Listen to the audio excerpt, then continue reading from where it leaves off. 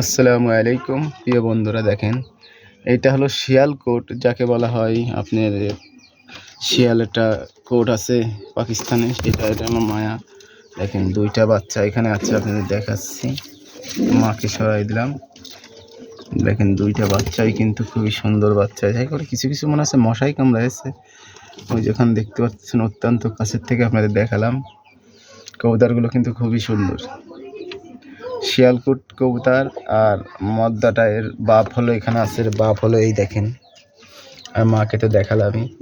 আসলে খুবই সুন্দর কবুতর, সুন্দর মানের। দেখেন এরা কিন্তু হারায় না, এদের বাচ্চা কোয়ালিটি খুবই সুন্দর। এরা উড়ে ভালো, উড়ানো ভালো।